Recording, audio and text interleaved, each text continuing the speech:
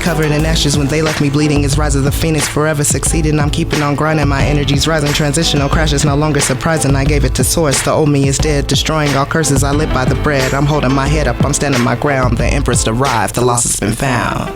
Hey, what it do? It's your girl, Empress Free, buzzing at you on the mic, sending you love and light wherever you are in the sector of your universe. Welcome y'all to another episode of Let's Talk, baby. Today, we're going to do a little bit something different. We're here with Calvin. Say what up, though. Hi, everyone. So Calvin emailed in, as some of y'all need to do, and he wanted to share his story. So why don't you go ahead and tell us a little bit about yourself first? So my name is Calvin, and I used to belong to a high-maintenance religion called Jehovah's Witnesses. In the Black community, we want to belong to a religion that's cultural for us, and all. But some of us get mixed up in high-maintenance religions. The high-maintenance religion because they have a lot of rules, and it borderlines on a cult, on the line of a cult. I just wanted to read something from study.com real quick. Very quick. It says a cult is a group with particular and often dangerously fanatical ideology that has certain characteristics, and usually they follow one leader or a group. So in Jehovah's Witness religion, they follow 8 members called the governing body, and the governing body are part of the anointed class. These are the people that are part of the 144,000 that's supposed to go to heaven, and everybody else is part of the great crowd. This group makes all the rules up for everybody, and just to give you like a little information about how extreme it is. Jehovah's Witnesses in the early 1900s could not wear beards. Last December, they finally passed that they could wear beards. And there's nothing in the Bible that says that they can't wear beards at all. But they control that whole group, that if a man wore a beard, they would be looked at in a certain type of way or be marked. And that's what I mean by cult. They could just give any kind of information and people will follow them and all. And the reason why I wanted to talk to you, Empress Bree, is because it breaks up families within the Black community. That's my point. I have been what they call disfellowship for 36 years now, and I lost half my family because of it. No, that's okay. It's okay. I lost half my family for it. It's such a extreme discipline. That's what they call it, discipline. And you can come back. You can be reinstated after you're out for a while. You have to write a letter. They have to pray over it. They have to pray to Jehovah, and Jehovah has to let them know some type of way to let you back in. In 1988, when I got this fellowship in March, 3 of my friends committed suicide because they were all afraid of being disfellowship like I was. And I would see them and they couldn't speak to me. So once you disfellowship, no one can speak to you at all. That's including family members or friends. You're ostracized and shunned at that point. And they were so afraid. 2 of them were 18 years old and one of them was 24 years old at the time. So they'll all be in their early 50s by now. Wow. And they've been gone all that time, all because of a religion telling them that if you do this, we're going to excommunicate you or disfellowship you, and you may not be in God's kingdom if you don't repent and come back. And they were so afraid that they just took their lives. I'm sorry about that. That's okay. Really. Yeah. I am love and light to you. Thank you. Thank you. That. May I ask, why were you disfellowshipped? Yeah, I'm not afraid of it. I am homosexual, and they're against the homosexual practices. I struggled with it from my teenager years when I found out that I was, and also I would pray over it, ask God, please take this away from me, and it was just naturally me. But I tried to go to them. My mom passed away when I was 17 years old, so I wanted to see her in the kingdom. And also, that's why I joined. She told my brother and I that we need to study with them, and that's what got me into it. And then she passed away, so I really wanted to see her again and all that, even though I knew who I was. So I struggled with it. And I went through some suicide attempts during that time. And then and the last suicide attempt I had when I was 19 years old, that's when I joined them because I was so afraid that I would succeed. And also, they were like a coping mechanism for me. And I got deeply into it, and then I finally got baptized in 1987. And like 9 months later, I was kicked out just that quick because I was who I was and all, and they didn't like who I was, and I confessed to them about my feelings, and they told me that they'll have to disfellowship me. Yeah. So let me ask you, like, with going through all that and being disfellowshipped from that, and you said that you were still just being yourself. Yeah. That's it, just shining in your light. Yes. So how did you go through it mentally after feeling, okay, I'm just trying to fit in, but now you guys aren't even wanting me anymore? very hard process. Because I'm just being me. Yeah, very hard process. I did act upon uh, uh, um, I did act upon my feelings, and that's what got me kicked out, and I did tell them I was sorry for it, and I met with three brothers, and it's called a committee. So I sat in front of them. I had to tell them everything that happened, that transpired, and then they told me to leave the room for like 5 minutes, and I left. And then I came back, and they told me we're going to disfellowship you, and the tears started flowing and everything because I knew the impact and the consequences for it, and all. Um, I was there the night when they announced it. I have to tell you that part. I'm in the Kingdom Hall, and I went to the restroom. Everybody's talking to me before the meeting, and I go to the restroom during the intermission right before they were about to announce it, and there's an intercom in there, and a brother came in there, and he saw me crying, and he went to reach out his hand to me. Right when he did that, they announced it. He heard it, and he just took his hand back. Right there, started to shun me. But everybody, so everybody was speaking to me at the beginning of the meeting. At the end of the meeting, everyone was shunning me. It was the same. Wow. It was the same night. Yeah. So I had to go through. I was very. I was isolated. I was living with my brother at the time. He was Jehovah's Witness, and he wouldn't speak to me, but we still had bills to pay as we were living together. And so some of the brothers would knock on the door, and it just they would be cold to me. When they saw me in the street, they would ignore me or just turn away or something. I had September 25th of that year. I had like a nervous breakdown. I went to the meeting and I couldn't stop crying. I'm right in the middle of the congregation. I was just crying because everybody had ignored me. And this had been like maybe 7 months later, and it was just constant isolation and all. And so no one came to comfort me. And that night, I had to go to a hospital because I just couldn't take the emotional distress of it, being so alone. Because you have everybody at one point, and then all of a sudden you're all alone and all. And this is all based upon a doctrine that they've had, that they still have. And all. Interestingly, the brother I told you about that I was living with at the time, Yes. he was disfellowship last year in 2023, Okay. but he's trying to make his way back, so he still won't talk to me. And we haven't talked in 30 something years now. And so he still won't talk to me because he feels like I'll be a hindrance because I really live my life freely and all, and he wants to get back, so he won't talk to me because he feels like I'll sidetrack him or something like that. So it's that intense. Yeah. Wow. Yeah. That is intense. Mhm. Like, truly. Yeah. So what are your steps now? You said you've been outside of the organization for 36 years. 36 years. Yeah. I mean, it's been nice since. I mean, it was hard for the first few years. Okay. I finally got over the depression and this suicidal attempts based upon the depression and all. I went back to school and got a bachelor's degree. I also went back to school and got a master's degree. So I have an MBA. I've been to Paris twice. I've traveled up to different islands and all. Very happy about that.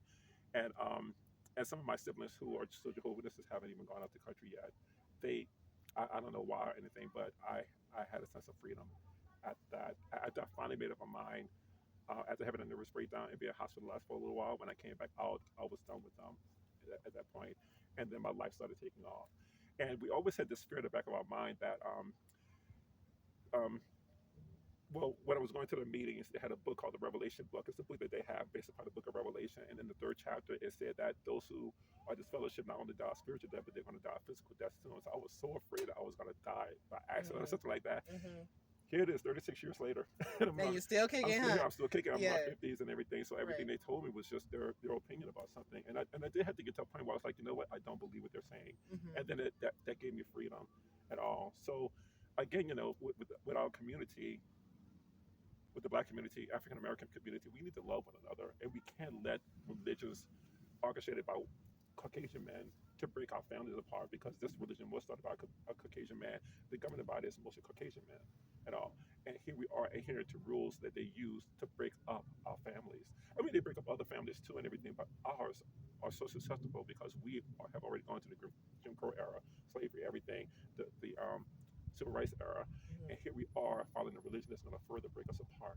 And we have to be very careful about that in our community. You know, it's funny. A friend of mine, what up, though, to Agapi, was telling me about a series that he's watching when they were talking. He was telling me about how they try to use the religion to take over the countries and stuff like that. So for you to share this with everyone out there, and disclaimer, y'all, we're not telling y'all to be or choose whatever. This is someone's story. this is someone's journey, and I appreciate you coming on to share it. Like for real. Within that, why do you feel? And I know that you read the definition, but why do you feel in your heart that it's occultic behavior? Um, well, they change the doctrines all the time. That's Mm-hmm. one thing. They always move the goalposts basically. And it's anything that this governing body says. If you recall Jim Jones, um, we everything he said is he would believe. Mm-hmm. Well, this is not one person. This is a group of people, and people keep thinking, "Oh, it's a group of people, so it's not a cult." No, it's the mentality of that group of groupthink, basically, Mm-hmm. and they all are thinking in one accord, and they are leading these people on and on and on. You know, I graduated from high school in 1984, and they had a magazine, the Watchtower magazine, and they had all these older people on it, and they said that before these people pass away, the end of the world would come because it's something based upon the 1914 generation, and all those people are gone now. So when 1994 came, they changed that and they said, "Oh, we don't really mean a generation from that time. We're talking about just a period of time." They changed it so conveniently so that they could keep their followers and all. And that's what a cult is. Anything that they say, they will follow and all. I wouldn't be surprised if they say one day that you can talk to your dissociative relatives now. After my friends killed themselves, after people have hurt themselves because of it, you know. There's a story about a woman somewhere in the northeast. She killed her husband and her children, and she was dissociative at the time. She just Wow. lost it, and all these people are going through this mental intense situation and everything where they really can't control their feelings and everything. And then they had that idea that God hates me, and that because I'm no longer part of this religion and all. That's a cult. When they take when they lead you somewhere, and no matter what they say, you have to follow. You Mm-hmm. can't question them at all. You can actually be kicked out because you question them. There's many people who are disfellowship or disassociated, where they question them and they leave, or they are asked to leave. So you're basically asked to be a robot. Basically, Yeah. yeah, exactly. And if you don't adhere to the rules, you will be in trouble. They'll Mm-hmm. call you into a meeting, like they did with me, and they'll tell you that, "Hey, brother or sister, we heard that you've been telling some people about a different doctrine that are not of ours, and all, or you're against this doctrine that we're speaking about, and all." And they will disfellowship you because you're gonna harm their flock, and you're gonna take away from their followers. If some people follow you, that's them losing people, actually losing money, because Jehovah's Witnesses religion is actually an organization. Mm-hmm. They have a president and all that kind of stuff, and they make money. They're building a new facility somewhere for millions of dollars right now. And I'm thinking, where do they get this money? They get the money from the followers. Yeah. Yeah. Yeah, big time. Well, Hmm. I thank you for real again for sharing with us because you know some people we think our perception of Jehovah's Witnesses are the people we hide from when they come knock on our doors. You know what I mean? So like we ain't answering that like Yeah. everybody ducking under the couches and stuff. Right. But to know what goes on behind the scenes, Yeah. and I was interested also what intrigued me about your email Mhm. um because a certain part of my family was Jehovah's Okay. Witness. Hmm. I dabbled in it a little bit, Okay. but still felt the same way. Yes. Okay. Okay. So I understand. You were smart. Yeah. You never joined. No. Oh, no. No. No. No. No. No. I didn't. Not. For, it wasn't for me. Okay. Right. Exactly. So yeah. I follow what spirit Awesome. tells Yes. me. And Exactly. that just wasn't my thing right there. Yes. Yes. So, anything else you want to share about it? Because I know there's a lot in detail.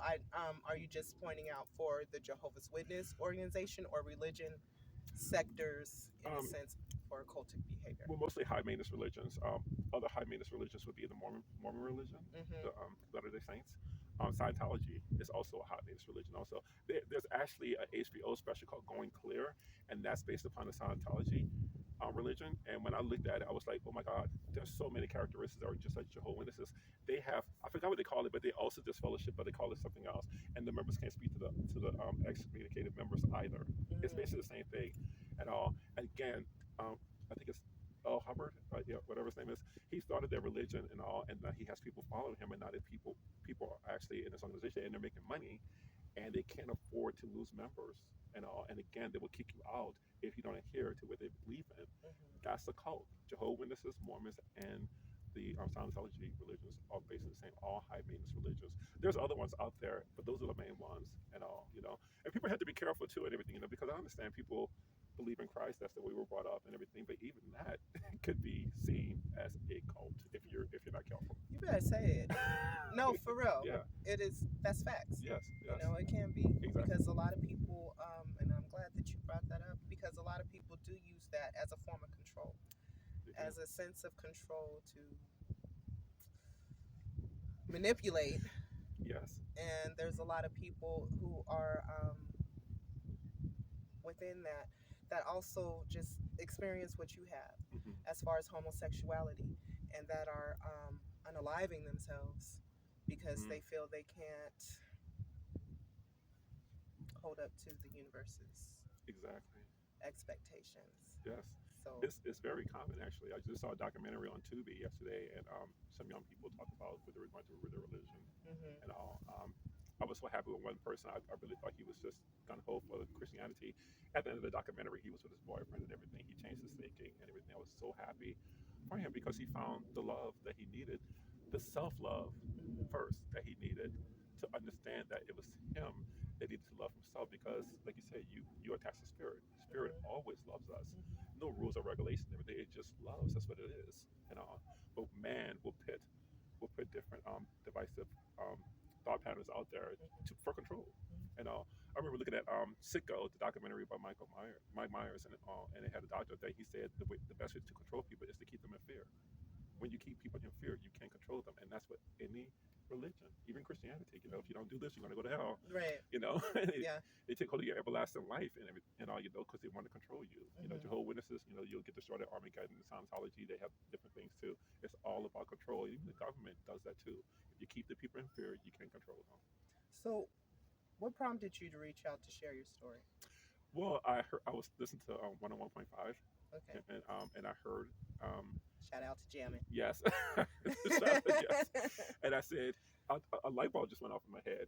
I said, you need to do this, and all, and because if the word gets out there and somebody's gonna see this and connect to it, and if it connects to one person and helps that person maneuver through the rest of their life, great. I wish my friends were still here. I think about it sometimes. Like I said, they'll be in their 50s, early 50s. Life is a journey. Life has its ups and downs and all. But I'm so grateful to be here. I'm still here. Yes. Even though I had a suicide attempt when I was younger, I survived it, and I'm still here. How blessed am I? Exactly.